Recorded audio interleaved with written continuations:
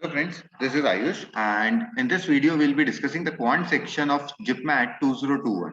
We'll be taking questions from the chapters percentage, profit loss, simple and compound interest, ratio and proportion, averages, partnerships, allegations mixtures, equations and surds. So a total of 9 chapters will be there and we'll be having a total of 12 questions in the video. So that means on an average we'll be having around 1-2 questions from each of the chapters when I'm talking about GIPMAT 2021.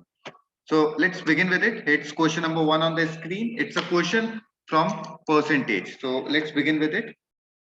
The question states that a candidate scoring 25% marks in an examination fails by 30 marks. So what we can do is कि अपन इसका maximum marks assume करते हैं, let it be x. तो इसमें passing marks कैसे निकालेंगे? अब that candidate who is scoring 25% marks, that is 25% of x, fails by 30 marks, मतलब अगर वो 30 marks और ले आता तो pass हो जाता. And there is another candidate who scored 50% marks and got 20 marks more than the required to pass. So एक student का है 50% marks and he got 20 marks more than the required to pass. मतलब अगर इसमें से 20 subtract करेंगे so that will be again passing marks only. और ये दोनों passing marks है तो I can equate the two expressions. So on equation, on getting an equation and solving it, we'll have x को x side ले आते हैं. It will be 50 upon x, 50x upon 100 minus 25x upon 100 equals to 30 plus 20. So on solving, we'll have 25x upon 100 equal to 50. So x will be 50 into 100 upon 25. So that will be 2 into 100, 200. So the maximum marks of the examination was 200. They have asked you the pass percentage. So पहले passing marks निकालते हैं कितना होता है. Passing marks कितना आ रहा है आपका? 25 upon 100 into 200 plus 30. तो जब आप इसको सॉल्व करेंगे ये हो जाएगा 25 to जब 50, 50 plus 30 is 80. So you are getting your passing marks as 80 out of 200. Percentage calculate करना है तो what I'll do is 80 upon total marks of 200 into 100. I'll solve this. 00 से 00 cancel. This is 1 and this is 40. So I'll get the answer as 40%. So the passing percentage for the examination was 40%. The correct answer for question number 1 is option D, that is 40%. Let's go ahead to the next question. It's a question from profit loss. Let's check it out. क्या दे रखा है इसमें? A dishonest dealer professes to sell the goods at cost price. तो एक dishonest dealer है जो बोलता है कि मैं अपने goods को cost price पे sell करूंगा, but he uses a false weight. तो वो एक false weight use करता है, उसकी वजह से उसको gain होता है 618 by 47% का. तो उसने कितना weight use किया वो अपने को find करना है. तो देखिए logically thinking about this question, आप एक बात बताइए, मैं ये assume कर लेता हूँ कि उसने x ग्राम sell किया कितने पे? 1000 ग्राम की CP पे. तो SP of x gram equals to CP of 1000 gram. CP को नीचे ले आता हूँ और x को नीचे ले जाता हूँ. I'll have SP upon CP equal to 1000 upon x. Right? यहाँ से मैं SP को 1000 और CP को x assume कर सकता हूँ. तो अगर मैंने ऐसा assume किया, so talking in terms of profit percent का फॉर्मूला होता है profit होता है SP minus CP upon CP into 100. अच्छा, और ये प्रॉफिट परसेंट आपको दे रखा है 618 by 47. इसको जब आप सॉल्व करेंगे तो it will B 47 into 6, that is 282 plus 18, it's 300 by 47, and that is equals to 1000 minus x upon x into 100. इस 100 के 00 से 00 कैंसिल कर देता हूँ. Cross multiplying the equation, I'll have 3x equals to 47,000 minus 47 x. Taking x on one side, I'll have 50x equals to 47,000, and on solving, I'll have x equals to 47,000 upon 50, जो कि solve करके देगा आपको 940 grams. So that is the correct answer for this question. For question number 2, the correct answer is option A, that is 940 grams. Let's go ahead to the third question on the screen. It's a question from simple interest. देखिए क्या दे रखा है वो देखते हैं. A man pays 40 times the annual rent to purchase a building. Man ने क्या किया? एनुअल रेंट का 40 टाइम्स आपको पे कर दिया परचेज करने के लिए. तो लेट अस अज्यूम आपका रेंट था 100 रुपीज. तो मैन ने परचेज करने के लिए कितना पे किया होगा? 40 times of this 100, that is 40 into 100, that will be 4000. ठीक है. सो मैन ने टोटल 4000 का इन्वेस्टमेंट किया. The rate percent he derives from his investment is. अब इसने ये 4000 में बिल्डिंग परचेज करके उसको रेंट पे दे दिया 100 रुपी पर मंथ के हिसाब से. तो जो 100 रुपी पर मंथ आपको मिल रहा है अपने इन्वेस्टमेंट पे एज ए इंटरेस्ट एक्ट कर रहा है. right? So applying the concept of simple interest equals to PRT upon 100. Interest है आपका 100 रुपीज का, प्रिंसिपल है आपका 4000 रुपीज का, इनटू रेट आपको पता नहीं है, एंड टाइम आपका है 1 year. So when you will solve this, double zero से मैं डबल जीरो कैंसिल करता हूँ, आ जाएगा मेरा 100 अपॉन 40. 100 अपॉन 40 को जब मैं जीरो से जीरो कैंसिल करता हूँ, इट विल बी 5 अपॉन 2, और 5 अपॉन 2 यानी 2.5%. So rate percent that we are deriving out of rent is 2.5% per annum. So for question number 3, option A, that is 2.5% is the correct answer. Let's go ahead to the next question. Question number 4th is on the screen. It's a question from a combination of simple and compound interest both. क्या दे रखा है? A certain sum, तो principal अपने को नहीं पता है, is lent at a certain rate of interest of compound interest. ठीक है? It grows to 1.44 times in 2 years. तो प्रिंसिपल नहीं दे रखा था, लेट इट बी 100. अमाउंट क्या हो गया इसका? 1.44 टाइम्स हो गया. 1.44 times of 100 which on solving gives 144. ठीक है? और टाइम अपने को पता है 2 इयर्स लगा है इसमें, रेट अपने को नहीं पता. Applying the formula for amount in case of compound interest, amount होता है प्रिंसिपल 100 1 प्लस आर अपॉन 100 की power time. So that's 144 equals to 100 upon 1 plus r upon 100 की पावर 2. इस 100 को डिवाइड में ले जाता हूँ, I'll have 144 upon 100 जो कि होता है 12 upon 10 का whole square equal to this is 1 plus r upon 100 का स्क्वायर. इस स्क्वायर से स्क्वायर कैंसिल, क्रॉस मल्टीप्लाई करता हूँ. 12 upon 10 equals to 1 plus r upon 100. तो इससे r upon 100 आ गया. 12 upon 10 minus 1 which will be 2 upon 10. On cross multiplying I'll have r equals to 2 into 100 upon 10. solve करके आएगा 20%. So we have calculated the rate of interest to be 20%. लेकिन question में क्या पूछा गया वो एक बार देखना जरूरी है. If the same sum is lent at simple interest at the same rate, वही प्रिंसिपल 100 रुपीज का, उतनी ही rate of interest that is 20% पे आपने लेंड किया सिंपल इंटरेस्ट पे, then in how many years would it be double. Double यानी amount कितना हो गया इसका? डबल. 100 का 200. और अगर आप इंटरेस्ट की बात करेंगे तो 100 रुपीज आपने लगाया था और अमाउंट हो गया 200. मतलब आपका जो इंटरेस्ट आपने इस सिचुएशन में अर्न किया दैट इज 100 रुपीज, और टाइम आपको निकालना है. तो सिंपल सा एसआई का फॉर्मूला होता है SI equals to P into R into T upon 100. इस 100 से ये 100 अगर मैं कैंसिल आउट कर दूं तो ये मेरा कैंसिल आउट हो जाएगा. I will have t equals to 100 upon 20. इसको अगर आप कैंसिल करेंगे यू विल गेट 5. तो 5 सालों में आपका जो वैल्यू है वो डबल हो जाएगा. So the correct answer is 5 years. So for question number 4 the correct answer is option D, that is 5 years. Let's get to the next question. Question number 5, it's a question from ratios. देखते हैं क्या दे रखा है. Harish divides to sum of money among his 4 son. Harish के 4 बेटे थे, Naresh, Vipin, Bhupesh and Yogesh. Harish ने 2 सम लिया और दोनों सम को चारों में डिवाइड कर दिया. फर्स्ट सम को डिवाइड किया उसने 4:3:2:1 के रेशियो में, और सेकंड को डिवाइड किया 5:6:7:8 के रेशियो में. और इसमें दे रखा है the second sum is twice the first, यानी सेकंड सम में जो टोटल मनी था वो डबल था एज कंपेयर टू फर्स्ट सम में जो टोटल मनी था. तो पहली बात तो फर्स्ट सम में देखते हैं कितना है. 4:3:2:1 मतलब इसके टोटल 10 पार्ट्स रिक्वायर्ड है. 5:6:7:8 मतलब 5:6:7:8 total of 26 parts are required. अब क्वेश्चन को इजी करने के लिए आप क्या कर सकते हो कि 10 और 26 का एलसीएम ले लो. तो इस केस में क्या करता हूँ मैं, ये फर्स्ट सम लेता हूँ. फर्स्ट सम में मानता हूँ 2, सेकंड सम को अगर मैंने 260 रुपीज माना तो वो डबल था फर्स्ट वाले का. तो फर्स्ट सम हो गया आपका 130. ठीक है. अब 130 को आप किस रेशियो में डिवाइड करोगे? नरेश, विपिन, भूपेश एंड योगेश. नरेश को कितना मिलेगा? 4 parts out of 10, that is 4 out of 10 into 130. तो इधर से अगर आप कैलकुलेट करते हो 13 4 से 52 will be the correct answer. Similarly, it will be 3 out of 10 into 130, which will be a total of 39, 13 into 3. ठीक है. It will be 2 out of 10 into 130. 0 से 0 कैंसिल करेंगे, you'll get 26, and 1 upon 10 into 130. So that will be 13. So 130 rupees जो first सम था उसका डिवाइडेशन कैसे होगा? That is something we have calculated. जल्दी से सेकंड पार्ट का भी कैलकुलेट कर लेते हैं. इसमें भी नरेश, विजय, विपिन, भूपेश एंड योगेश को कितना कितना मिलेगा वो देख लेते हैं. नरेश को मिलेगा 5 अपॉन इन सबका सम दैट इज 26 into 260, तो that will be 50 rupees. Vipin को इट विल बी 60, भूपेश को इट विल बी 70, योगेश को इट विल बी 80। अब नरेश का अगर टोटल पार्ट निकालें तो 52 यहाँ पे मिल रहा है, 50 यहाँ पे मिल रहा है, so that's a total of 102।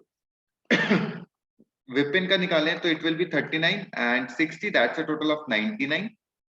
Bhupesh का निकालें तो 26 and 70, that will be 96। और योगेश का निकालें तो 13 और 80, that will be 93। तो अगर हाईएस्ट पार्ट की बात करें that is with Naresh, that is 102 rupees. So if the second sum is twice the largest total is received by Naresh, option B should be the correct answer for question number 5। Let's go ahead for the next question. Question number 6 is on the screen. It's a question from averages.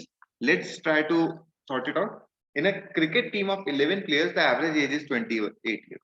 Average age था आपका 28 years और number of players था आपके पास 11। तो अगर आप इसका sum calculate करना चाहते हैं तो that will be 28 into 11, और जिसको solve करेंगे तो आएगा 308। अब इस 308 में टोटल 11 मेंबर्स का सम आ गया। इसमें इसका बाइफर्केशन देखते हैं क्या दे रखा है। Out of these, the average age of 3 players each. 3 group है, ग्रुप 1, ग्रुप 2 एंड ग्रुप 3, और तीनों ग्रुप में 3 प्लेयर हैं। और 3 प्लेयर की एवरेज एज है 25। एवरेज एज है 25 3 प्लेयर्स की, एवरेज एज है 28 3 प्लेयर्स की, एवरेज एज है 30 ये भी 3 प्लेयर्स की।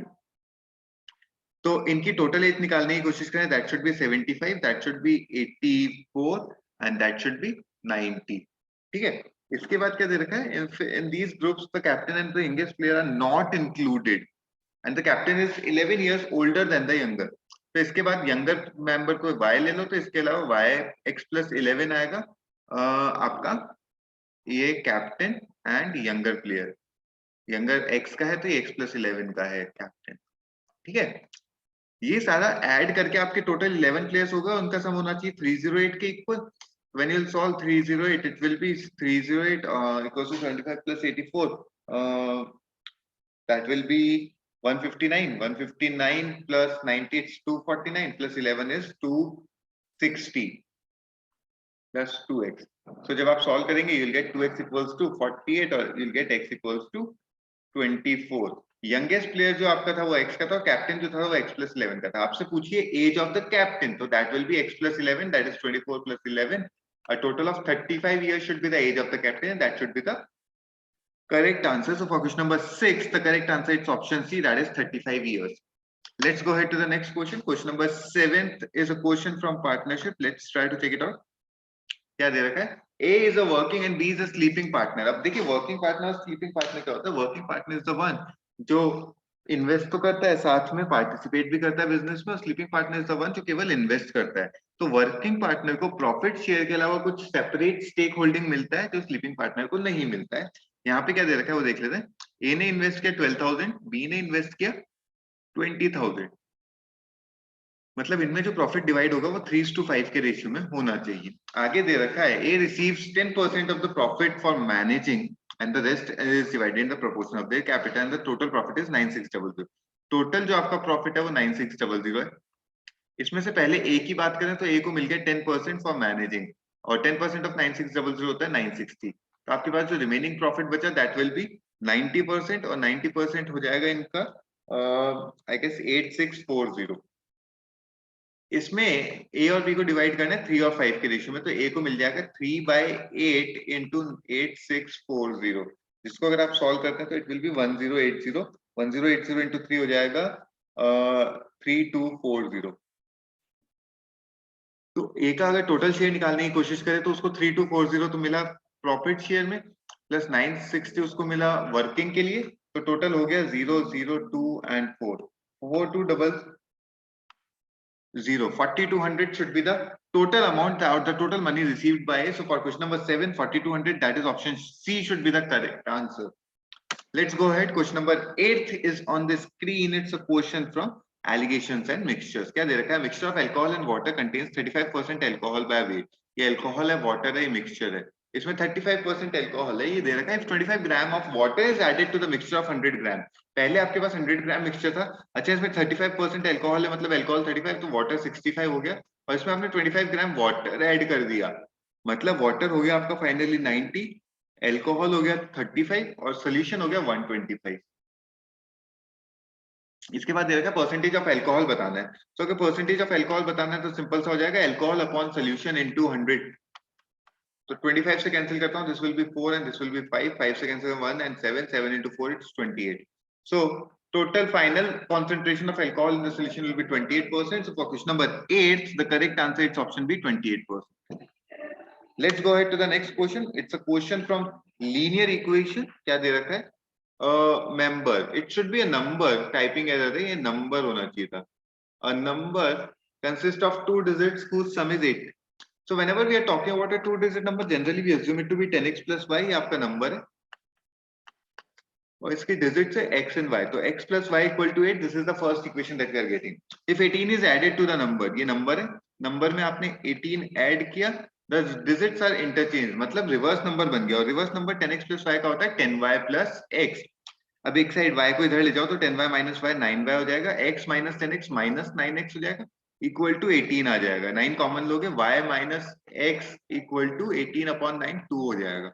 सो यहाँ तक दो इक्वेशंस अपनी बन चुकी है, एक होती है y minus x equal to 2, एक y plus x equal to 8। अगर इन दोनों इक्वेशंस को मैं ऐड कर दूं y minus x equal to 2 and y plus x equal to 8, इन दोनों को मैं ऐड कर दूं तो x तो प्लस माइनस कर जाएगा, 2y इक्वल टू 10 और y इक्वल टू 5 आ जाएगा। y का वैल्यू अगर ऊपर पुट करोगे 5 plus x equal to 8, you will get x equal to 3। तो आपका जो नंबर था 10x प्लस y, उसमें आपने x को 3 पुट किया तो और y को 5 पुट किया तो 10 into 3 30 plus 5 35. So the correct answer should be 35. So for question number 9 the correct answer is option B, that is 35.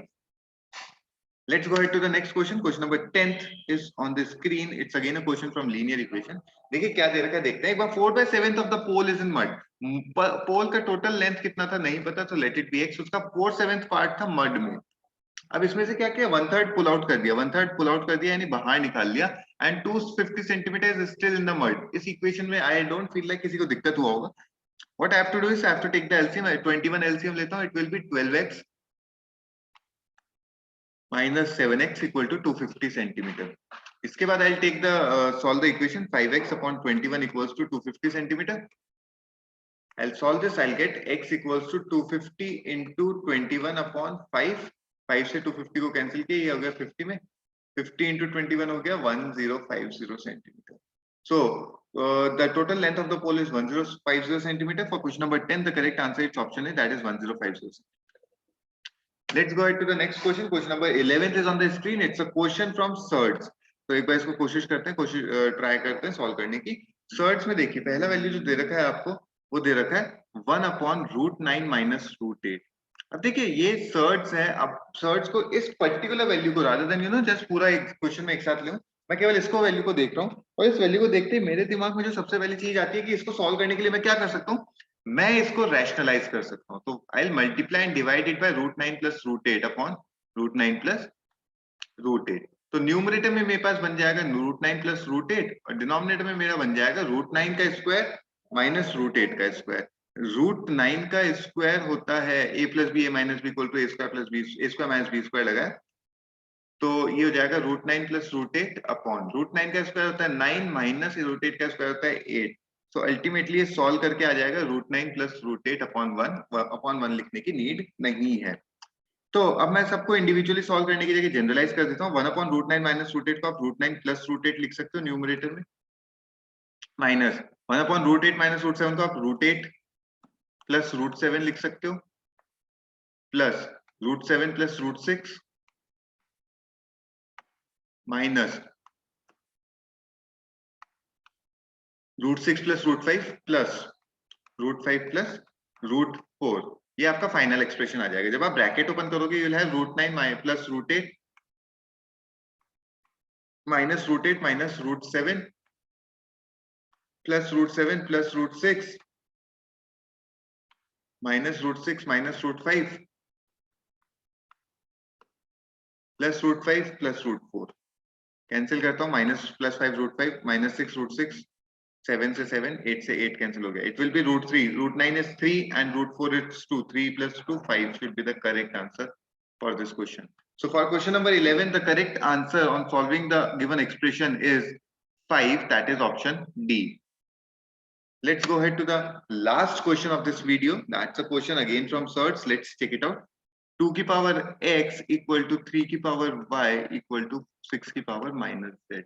अच्छा, friends, what I suggest for these types of questions, whenever you find any question with multiple equal to sign, अगर आपको एक ही question में multiple equal to sign मिल जाए तो उस case में आप क्या कर सकते हैं? एक सिंपल सा सोल्यूशन जो मैं सजेस्ट करता हूँ, इक्वल टू के ले लीजिए. तो जब आप इक्वेट करेंगे 2 की power x equal to k, तो आप लिख सकते हैं 2 इक्वल टू के की पावर 1 बाय x. ठीक है. सिमिलरली 3 की power y equal to k, तो 3 इक्वल टू के की पावर 1 बाय y. और 6 की power minus z equal to k, तो 6 इक्वल टू के की पावर माइनस 1 बाय z. अब इसमें क्या होता है, 2 इंटू 3 कितना होता है? अपने को सबको पता है 2 इंटू 3 होता है 6. व्हाट आई डू इज कि 2 की वैल्यू पुट करता हूँ के की पावर 1 बाय x इंटू 3 की वैल्यू के की power 1 by y equal to 6 की वैल्यू के की power 1 by minus 1 by z. अब जब बेस सेम होते हैं, प्रोडक्ट होता है, तो अपन पावर्स को ऐड कर देते हैं, 1 by x plus 1 by y, right. अच्छा, और इसको भी मैं डिवाइड में ले आता हूँ, के की power minus 1 by z equal to 1. तो जब आप इसको इक्वेट करेंगे, यू विल हैव के की power 1 by x plus 1 by y. अच्छा, ये माइनस 1 बाय z ऊपर आके प्लस 1 बाय z बन जाएगा इक्वल टू 1. इसको आप लिख सकते हैं के की power 1 by x plus 1 by y plus 1 by z equal to k की पावर 0. बेस सेम है तो पावर्स भी इक्वल होंगी, मतलब 1 by x plus 1 by y plus 1 by z का वैल्यू आ गया आपके पास 0. So that is the correct answer for this question. For question number 12, the correct answer is option A, that is 0.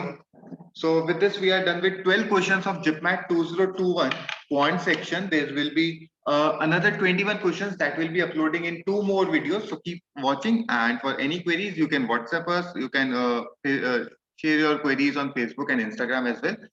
Thank you.